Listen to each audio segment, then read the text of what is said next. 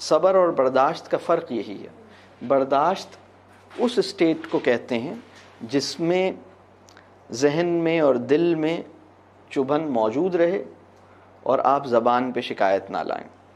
ٹھیک ہے, یا آپ اس کو ٹالریٹ کر رہے ہیں. برداشت اور صبر دو بالکل الگ چیزیں ہیں. صبر آسمانی پیمانہ ہے, برداشت زمینی پیمانہ ہے.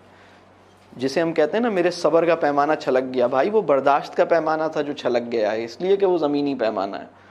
صبر کا پیمانہ نہیں چھلکتا, وہ آسمانی پیمانہ ہے. بات واضح ہو رہی ہے. برداشت وہ ہے کہ جب آپ نے کوئی بھی کیس اپنی عدالت میں ہینڈل کرنا ہے, یہ برداشت ہے. صبر یہ ہے کہ آپ نے یہ کیس اللہ کی عدالت میں بھیج دیا ہے.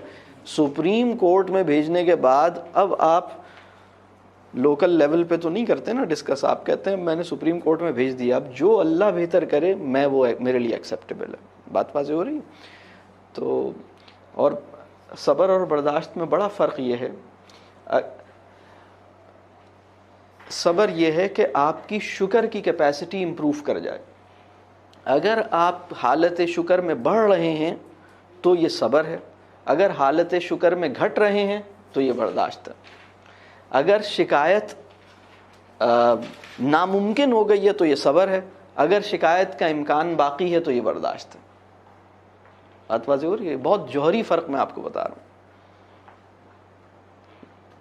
لوگ کہتے ہیں میں نے اپنی ساس کے معاملے میں صبر کر لیا. یار صبر نہیں کیا, ساس نے جتنی تکلیف تمہیں پہنچائی ہے اس سے دگنی غیبت تم نے اس کی ہے.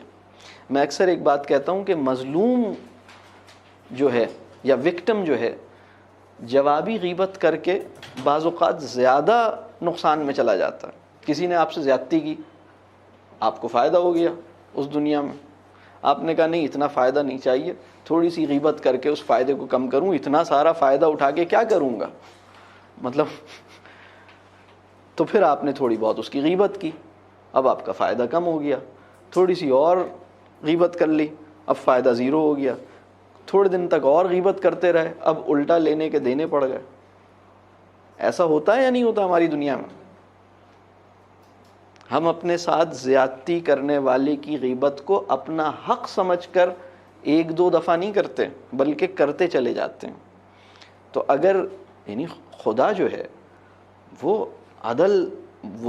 عادل ہے, یعنی وہ عدل کی بنیاد پہ فیصلے کرے گا نا. وہ یہ دیکھے گا کہ آپ نے جوابی غیبت کتنی کی ہے, اس نے آپ کو تکلیف کتنی پہنچائی تھی, آپ نے اس کی غیبت کتنی کی ہے, آپ کا اسکور زیادہ ہے یا اس کا اسکور زیادہ ہے. جہاں لینا دینا بنے گا وہ آپ کو مطلب بالکل کلیئر مل جائے گا. یہ کوئی انسانی ذہن نہیں ہے جہاں ایرر کی غلطی ہو. یہ اللہ رب العزت کی ذات ہے جو بالکل ٹھیک کیلکولیٹ کر کے آپ کو آپ کا جس کی طرف جس کا نکلتا ہوگا وہ اس کو مل جائے گا.